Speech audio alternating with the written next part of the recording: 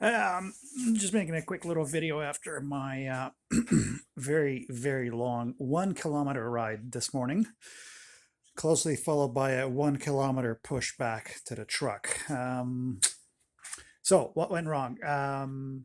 Start up the bike, let it warm up to about 90 Fahrenheit, typical for me. Got going, no full throttle, no nothing. And about 1 kilometer in, I just happened to stop just to adjust something.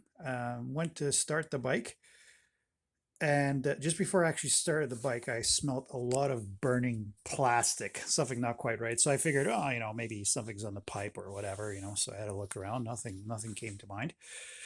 So the bike was cranking, but wouldn't start. So you can actually get into the spark plug with these with the tank on. So I tried that first. No spark with the old plug. Put in a brand new fresh plug. No spark anyways. So that's seat off. So then I took the seat off. Checked the fuses here, and the fuse closest to me to the right, 10 amp, was burnt out. So replace that, put in a new spare fuse, bike turned over, and immediately right around here was quite a bit of smoke coming out. I couldn't figure out what the hell it was, so of course I stopped. Didn't want to do anything further because I was under the impression that it might be the oil pump or possibly the fuel pump. So I had a very fun time pushing about 110 kilograms worth of dirt bike in the snow, which was, the day's exercise. Long story short, I got it home, took it all apart.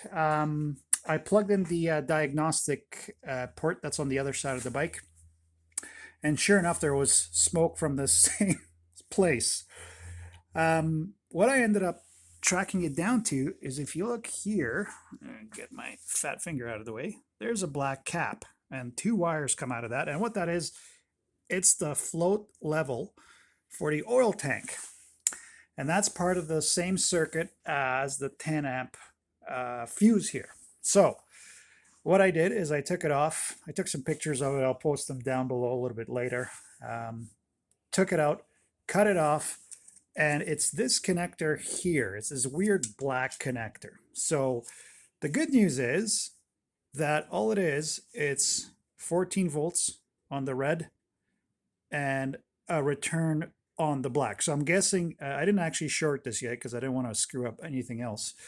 I think if you were to short this, actually would give you a low oil level, and then your red light here would go on. So long story short, I cleaned it up, took it out. In case you're not wondering, this is the part number for the float. But to tell you the truth, I put everything back together, unplugged it as is, bike starts right up. No issues, no problems, no drama. So if you're ever stuck on the trail like I am, and there's something smoking, right from around here, it's that thing there. You can see how little room there is between that and the frame. And basically what happened is the two wires shorted out. Actually, I don't have them. I didn't save them. But anyway, so I cut them off clean, screwed the cap back on, made sure it's seated. And then I'm just going to basically blank these off, put it aside somewhere. I'm going to see how much the level is. But to tell you the truth, more likely than not, I don't think I'm going to reorder it. I usually fill up the tank every 2 rides anyway, so not going to worry about that. So yeah, there you go. Something to look forward to if you have a TPI. Now, I shouldn't really knock this thing. It's got 85 hours. It's been treating me like an absolute lady. It's just a stupid sensor that left me stranded. So now I know what it is.